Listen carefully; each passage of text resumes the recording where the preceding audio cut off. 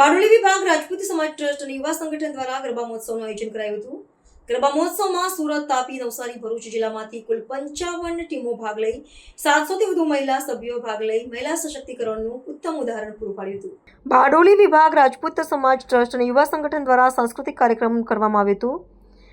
રાજપૂત સમાજની મહિલા સંગઠન મજબૂત બને એ હેતુ સાથે ગરબા મહોત્સવનું બારડોલી ટાઉન હોલ ખાતે આયોજન કરાયું હતું।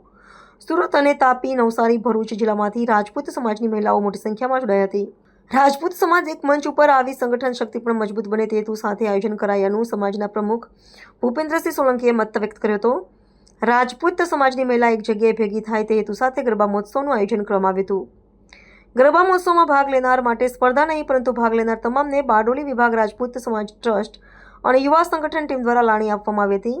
સમગ્ર કાર્યક્રમ માટે બારડોલી વિભાગ રાજપૂત સમાજ ટ્રસ્ટ, યુવા સંગઠન ટીમ તેમજ મહિલા ટીમે ભારે જહેમત વડે કાર્યક્રમને સફળતા અપાવી હતી।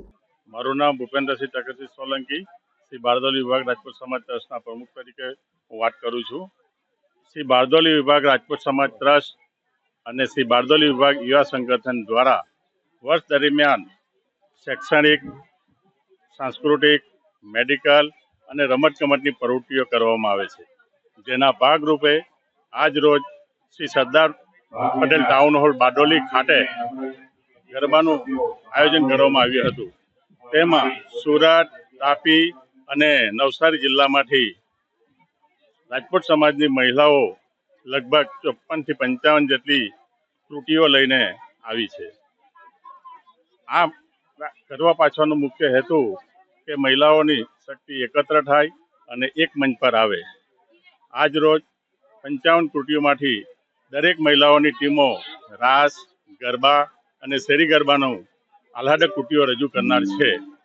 સમાજ દ્વારા બહેનોને એક મંચ પર લાવીને 700 જેટલી બહેનો આજે સમાજના એક મંચ પર આવી છે અને મહિલા સશક્તિકરણ અને સમાજની અદ્ભુત સંગઠન શક્તિનું ઉદાહરણ પૂરું પાડ્યું છે।